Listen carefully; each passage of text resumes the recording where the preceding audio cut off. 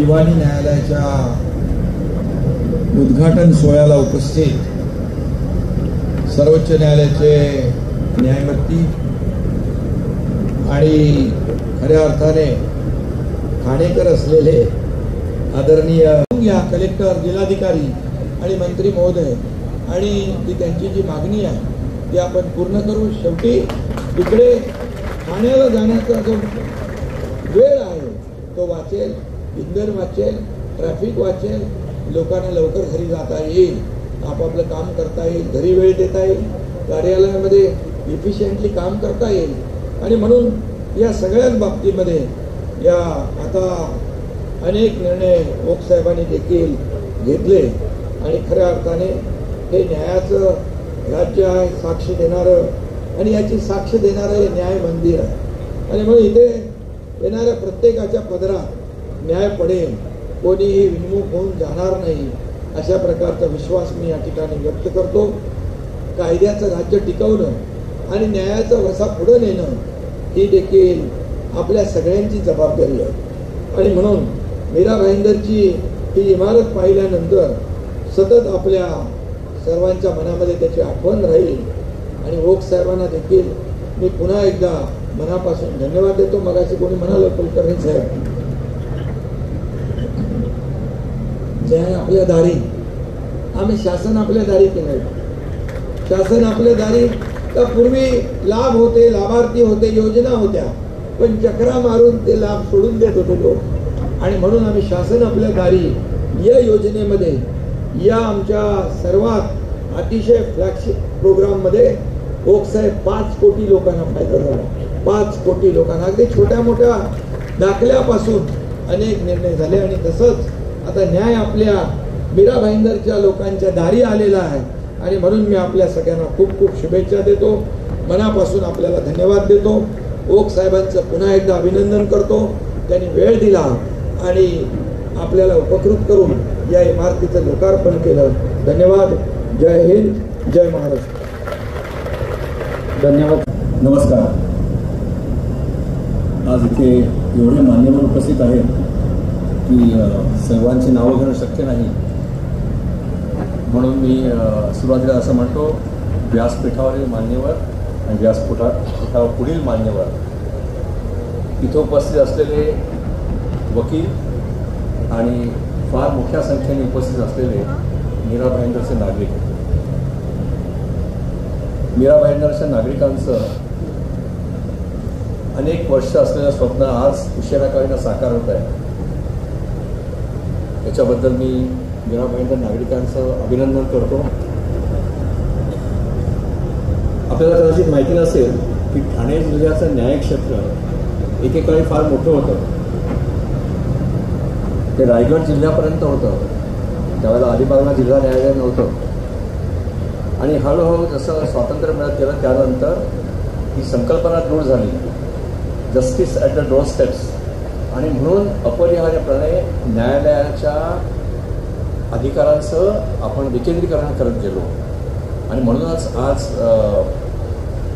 मीरा भाईंदरच्या कोर्टाचं उद्घाटन होत आहे. आपले नवीन मुख्य न्यायमूर्ती त्यांना एक गोष्ट मला आवर्जून सांगायची आहे की ठाणे जिल्हा हा एक वेगळा जिल्हा आहे. याचं कारण असं आहे की भारतातला एकच जिल्हा असा आहे की जिथे 7 महानगरपालिका आहेत. कुठल्याही जिल्ह्यात 7 महानगरपालिका नाहीत भारतातल्या. आणि त्यामुळे जेव्हा न्यायालयाला साधन सुविधा द्यायचा प्रश्न निर्माण होतो, त्याच वेळेला याचा पण विचार करावा लागतो की हा जरी तालुका नसला तरी महानगरपालिका असल्यामुळे तिथे न्यायालय आज आपण तयार केलेलं आहे.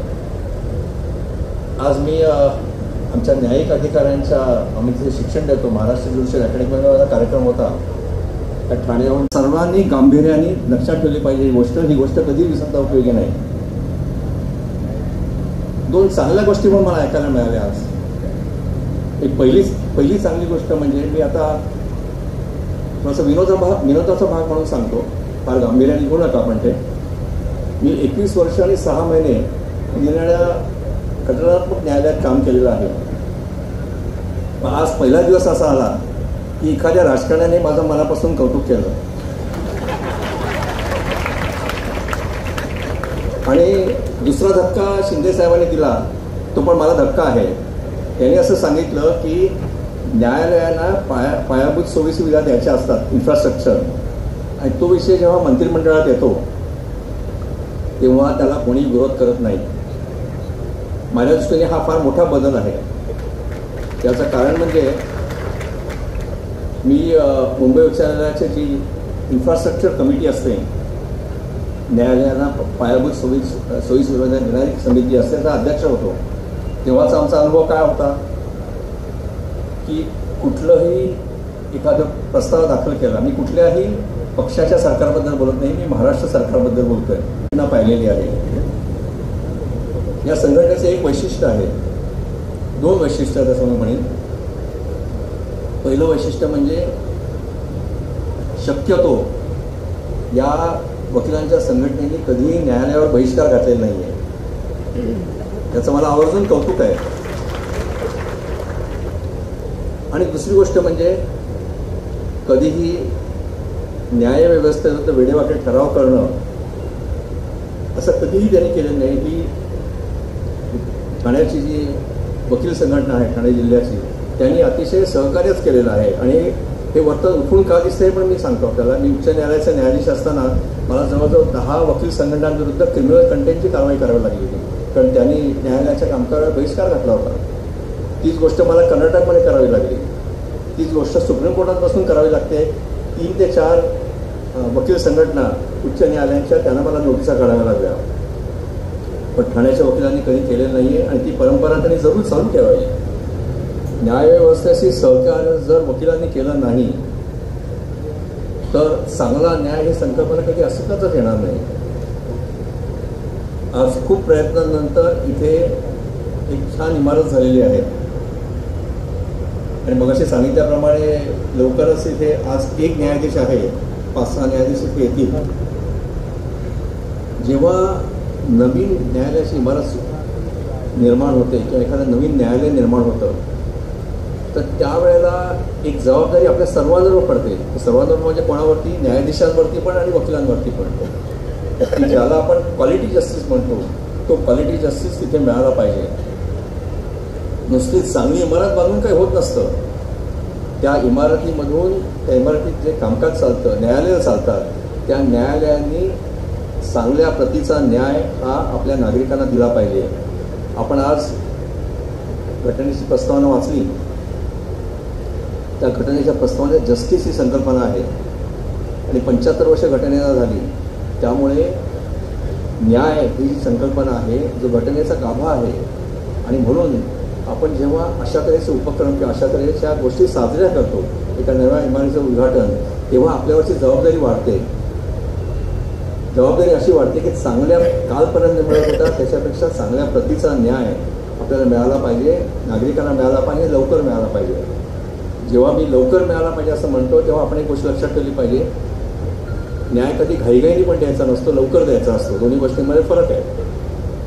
तर हे न्यायालय झाल्यानंतर माझी अपेक्षा अशी आहे, जशी चव्हाण साहेबांनी सांगितलं की अशा छोट्या ठिकाणी 2 वकील आणि संघटनांची काही गरज नाही आहे. पण माझी खात्री आहे की हे जे काय झालेलं आहे फार दिवस टिकणार नाही. कारण वकील वर्गावरची आता जबाबदारी आहे की हे नवीन न्यायालय जे निर्माण होईल तिथे आपण सर्वांनी मिळून असा प्रयत्न केला पाहिजे, ते ॲरियस फ्री कोर्ट झालं पाहिजे. आता ॲरियस फ्री म्हणजे काय? ॲरियस फ्री म्हणजे 4 वर्ष जुने, 5 वर्ष जुने असे खटले प्रलंबित राहता उपयोगी नाही.